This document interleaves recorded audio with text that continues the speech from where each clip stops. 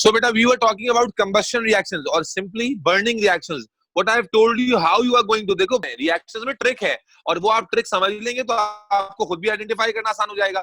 क्या कहा मैंने कि in any reaction where you see O2, that reaction is going to be combustion reaction, and combustion reactions are always exothermic. And you have seen lot of common examples. अभी मैं barbecue की बात कर रहा था कि जब आप barbecue करते हो क्या होता है कि जो coal burn हो रहा है slowly, वो heat release करता है, and that heat is used to cook your whatever you are cooking.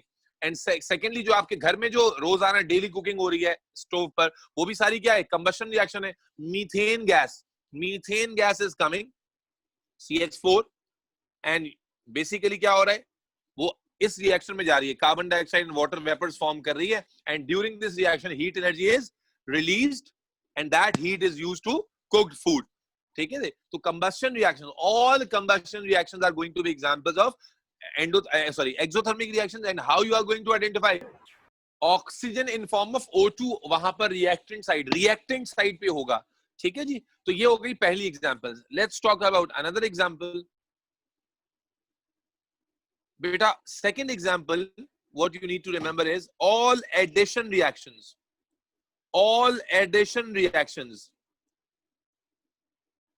What do we mean by addition reaction? Where it is reverse of decomposition. हम यहाँ क्या देखते हैं कि X और Y combine होते हैं to form Z. X और Y combine होते हैं to form Z. Add हो जाते हैं. X and Y add हो जाते हैं to form Z. ठीक है? I should give you example of this. For example, I say nitrogen and hydrogen combine हो गए to give what? Ammonia. Again, it is not important that you know this reaction or not. What you need to see here is the pattern, that you can see here that nitrogen and hydrogen are two different compounds or molecules, and they are combining to form a single thing. So actually they are added with each other to form a third compound. Okay? And this reaction is showing the pattern of addition. And all addition reactions are examples of exothermic reactions. Am I clear? Yes, sir. बेटा समझ में नहीं आ रहा तो बोल दो मुझे, क्योंकि जब मैंने पूछना शुरू करना है ना, उसके बाद फिर आई नीड आंसर्स. सर ये फॉर्मेशन ऑफ सल्फर ट्राइऑक्साइड भी एडिशन में आएगी? जी. Okay sir. ये वाली एग्जांपल भी एडिशन में आएगी या नहीं आएगी, बताओ बेटा. SO2 plus O2 gives SO3. Is it showing the pattern of addition? Yes or no? Yes, it is. तो अब आप देखो, without knowing the background of this reaction, you can tell that this reaction is exothermic, and that's true. This reaction is exothermic. ये हम कोई बैठ के किससे कहानियां नहीं बना रहे. This reaction is actually exothermic. So, are we all clear? ये बच्चे कौन से आ रहे हैं यार? लेट कौन ज्वाइन कर रहा है? So up till now मैंने आपको दो एग्जांपल्स दे दिए हैं. पहली एग्जांपल है बेटा all combustion reactions are exothermic. Second मैंने एग्जांपल दिया है कि all addition reactions are exothermic. कोई भी रिएक्शन जो एडिशन जो का पैटर्न शो कर रहे होंगे, वो तमाम के तमाम रिएक्शंस क्या हैं? एक्सोथर्मिक होंगे. ठीक है, कोई कंफ्यूजन तो नहीं है? No sir. Okay, next example की तरफ मूव करते हैं बेटा. This is very important. Acid base reactions, जिनको हम कहते हैं न्यूट्रलाइजेशन. ऑल्दो कि हमारे पास आगे जाके पूरा चैप्टर आएगा एसिड बेस पर, जहां पर हम जानेंगे कि what is an acid, what is a base. But I think आप सबने एसिड वर्ड जरूर सुन रखा है, और एक उसका ऑपोजिट होता है जो कहलाता है base. For right now, if you want to remember something right now, तो you should remember these three compounds as acids. HCl, that is hydrochloric acid. H2SO4, that is sulfuric acid. And HNO3, that is nitric acid. ठीक है. For now, if you, because अभी हमने acid base का chapter तो पढ़ा नहीं है, वो आगे जाकर आएगा. So for now, you should remember that these three compounds are categorized as acids, and from bases you should know that these two compounds are bases. अगर ये आपको मालूम है तो you will be able to identify कि ये acid base reaction हो रहा है. अब listen, all acid base reactions are examples of exothermic, because during those reactions heat energy is released. For example, if HCl react with NaOH, so whether you know the reaction or not, you can see here that HCl is an acid and NaOH is a base. So they are going to form NaCl and water, and heat energy will be released during this process. All acid-base reactions are examples of exothermic reaction. And पता है इसी के लिए बड़ा important reason है एक, कि let's suppose किसी पे एसिड गिर जाए, किसी पर एसिड गिर जाए, वो एसिड बर्निंग हो रही है उस पे, तो आपको मालूम है कि बेस जो है एसिड के इफेक्ट को क्या कर देता है, न्यूट्रलाइज कर देता है, एसिड के इफेक्ट को खत्म कर देता है. Listen carefully, this is very important. अगर किसी बंदे पर एसिड गिर जाए, ठीक है, and we know because you all are a science student, chemistry पढ़ते हो, सर नूर से पढ़ रहे हो, बहुत अच्छे कॉन्सेप्ट बन रहे हैं, बड़े अपने आप को चौड़ा समझ रहे हो. तुमने कहा सर ने पढ़ाया था कि एसिड जब गिरता है तो एसिड के इफेक्ट को खत्म करना है, हमने बेस डाल देते हैं, ऐसा करते हैं. कभी भी ऐसा नहीं होगा. कभी भी किसी पर एसिड गिरे, खुदा के लिए बेस मत डाल देना. अब आपके दिमाग में सवाल आ रहा होगा ऐसा क्यों भाई, बेस डालने से फायदा क्या होगा कि एसिड का इफेक्ट क्या हो जाएगा, फौरन से खत्म हो जाएगा, ठीक है ना. बट नुकसान क्या होगा, because this is an example of exothermic reaction. तो जैसे ही आप उस पर बेस डालेंगे, एक large amount of heat energy क्या होगी, रिलीज होगी, and that heat energy will burn the whole skin. अगर किसी बच्चे पर, बंदे पर एसिड गिर गया है, आपने केमिस्ट्री लगाई वहां पर, आपने कहा बेस डाल लेते हैं ताकि एसिड का इफेक्ट खत्म हो जाए, तो भाई बेस डालने से एसिड का इफेक्ट तो खत्म होगा, बट जो as it is an example of exothermic reaction, तो जो हीट रिलीज होगी ना, वो स्किन को इतना गर्म कर देगी कि जिससे स्किन और ज्यादा बुरी तरह, यानी पहले तो एसिड से डैमेज हुई, उसके बाद वो हीट से डैमेज हो जाएगी. इसीलिए जब भी किसी पर अल्लाह ना करे एसिड गिर जाए, जैसे केमिस्ट्री लैब वगैरह के अंदर काम करते हुए एसिड गिर गया, तो फौरन से आपने वाटर का इस्तेमाल करना है, पानी से उसको डाइल्यूट करना है. पानी क्या करेगा, उस एसिड के इफेक्ट को डाइल्यूट भी कर देगा और फर्दर आपको कोई नुकसान भी नहीं होगा. जबकि अगर आपने उस वक्त ज्यादा केमिस्ट्री की नॉलेज इस्तेमाल की और आपने आधी नॉलेज इस्तेमाल की कि सर ने कहा था कि base is something that can neutralize acid, उसके इफेक्ट को खत्म कर सकता है, और आपने ये सोचकर बेस डाल दिया, तो फायदा नहीं होगा. अनिका क्या हो जाएगा, नुकसान. क्यों नुकसान होगा अनिका, क्या समझाया मैंने? Anika, why it is harmful to use? आपको समझ में नहीं आया? देखो बेटा, हमने ये कहा कि अगर एसिड और बेस रिएक्ट करते हैं, मुझे वाला पार्ट नहीं आया. अच्छा, ये एसिड और बेस जब रिएक्ट करते हैं, whenever any acid reacts with base, ठीक है ना, this reaction is neutralization reaction, and actually acid and base are opposite to each other. They have tendency to cancel out their effects. एक दूसरे के effects को क्या कर देते हैं, ये कैंसिल आउट कर देते हैं. अब ये बताने के बाद मैंने एक प्रैक्टिकल एग्जांपल दी कि लेट्स से किसी बच्चे पर, किसी बंदे पर, बंदी पर एसिड गिर जाता है. एसिड आप जानते हैं गिरेगा तो फौरन से डैमेज करना शुरू करेगा.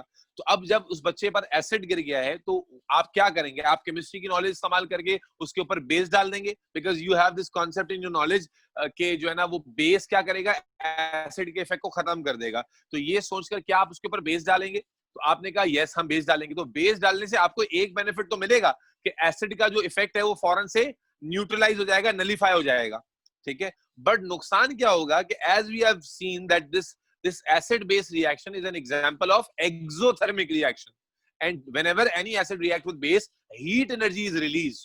तो क्या होगा कि अगर आपने उसके एसिड के इफेक्ट को खत्म करने के लिए बेस डाला, तो एसिड का इफेक्ट तो खत्म हो जाएगा, लेकिन जो हीट रिलीज होगी वो स्किन को क्या कर देगी, बर्न कर देगी, and that is not going to be good for that person, ठीक है. Therefore, what is the correct thing to do at that time? कि जब कोई बच्चा एसिड से जल रहा है, उसके ऊपर फौरन से पानी डाला जाए, ताकि पानी क्या करेगा, उस एसिड के इफेक्ट को डाइल्यूट कर देगा और फर्दर रिएक्ट भी नहीं करेगा. ये एग्जांपल मैंने समझाई. अब बताओ समझ में आई?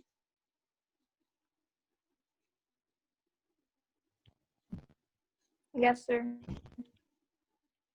अभी भी समझ में नहीं आई तो बताओ मुझे प्लीज. आप लोग सारे बताओ बेटा एक एक करके कि तुम लोगों को ये एक्सोथर्मिक की 3 एग्जांपल्स, कंबस्शन, एडिशन और एसिड बेस, ये समझ में आई कि these 3 are the examples जो कभी भी आपके सामने एग्जाम में आएंगी, तो you will categorize them as exothermic reaction. फिर एसिड बेस का जो रिएक्शन है, although you don't know acid right now, you don't know what is base, but for now you can remember the example that these are acids and these are bases that you should remember, and whenever these two react with each other, the reaction is going to be exothermic. And what is a commercial aspect of this, कि अगर किसी बंदे का acid burn हो रहा है, acid burning हो रही है, यानी कि उसके ऊपर एसिड गिर गया, स्किन उसकी वजह से बर्न हो रही है, तो you never put base on that acid burning, क्योंकि बेस एसिड के इफेक्ट को तो खत्म करेगा, but due to the fact that this is going to be an exothermic reaction, क्या होगा, heat will be release and that will burn the skin further.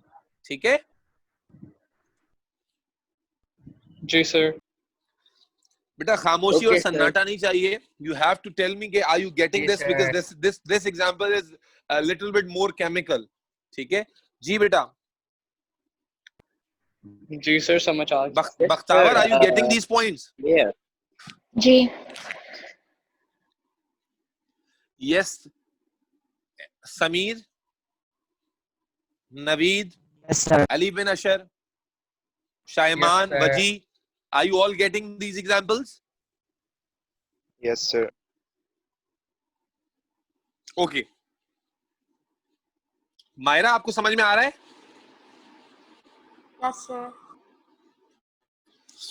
Okay. मैं आपसे बार बार इसलिए भी पूछ रहा हूँ, एक तो आपने दरमियान से ज्वाइन किया, दूसरा आपने ये चैप्टर पहले कभी पढ़ा हुआ भी नहीं है, क्योंकि आप जस्ट यू हैव एंटर्ड और डायरेक्टली आपको केमिस्ट्री का धड़ इतना कुछ समझाया जा रहा है, तो अगर नहीं कहीं समझ में आया तो you have to interrupt me. Okay, the next example we are going to look eight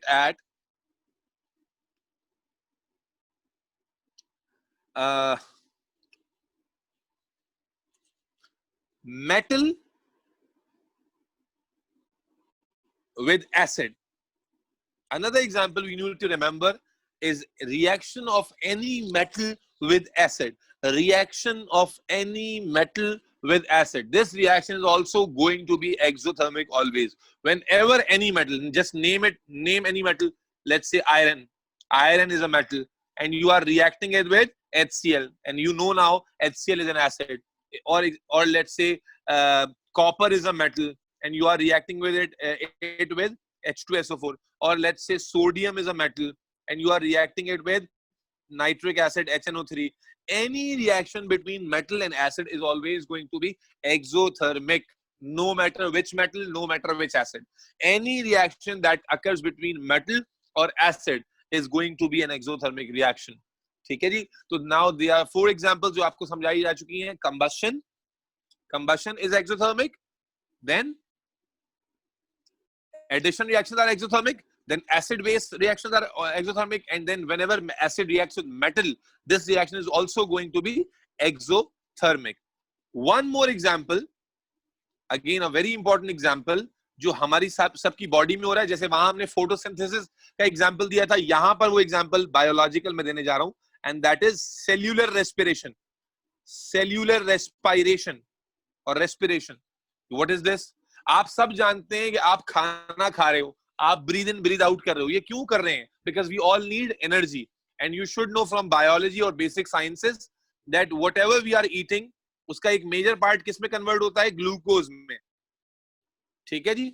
And that glucose is again burnt in presence of oxygen. As you can see here, O2 is there. And अभी मैंने बताया है कि O2 जो है वो वहां आएगी, जहां भी आ जाएगी वो कंबशन रिएक्शन हो जाएगा. ठीक है. बट चूंकि ये कंबशन हमारी बॉडी में हो रही है to release energy, that is why हमने इसको अलग से नाम दिया हुआ रेस्पिरेशन का. और एग्जाम में इसकी इक्वेशन पूछी जाती है, that is why I am showing the equation.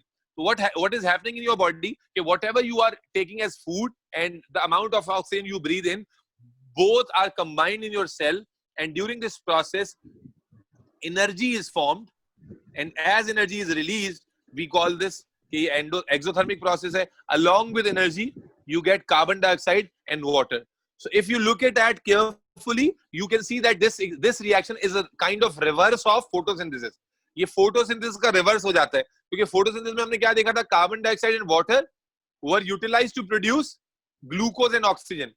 Whereas यहाँ पर आप क्या देख रहे हो कि glucose is broken down in presence of oxygen, और glucose is combusted in presence of oxygen to produce carbon dioxide and water, and energy is released during this process, and this is the energy we are using in our body. Am I clear? So the cellular respiration reaction is always an example of exothermic reaction.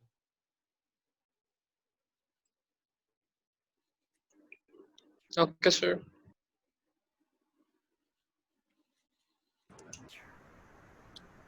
Lastly, the very last example, वहां मैंने क्या बताया था कि जो bond breaking होती है always क्या होती है? एंडोथर्मिक होती है। अगर उसका रिवर्स यहां मैं आपके सामने मेंशन करूं तो क्या लिखूंगा? All bond formation, all bond formation reactions, कि जहां पर भी बॉन्ड फॉर्म हो रहा हो, जहां पर भी बॉन्ड फॉर्म हो रहा हो, ऑल बॉन्ड फॉर्मेशन। इसकी मजीद डिस्कशंस आएंगी आगे चैप्टर में, अभी के लिए इतना ही काफी है। ऑल बॉन्ड फॉर्मेशन, जहां पर भी बॉन्ड फॉर्म होगा, बॉन्ड फॉर्मेशन होगी, वो रिएक्शन एक्सोथर्मिक होगा।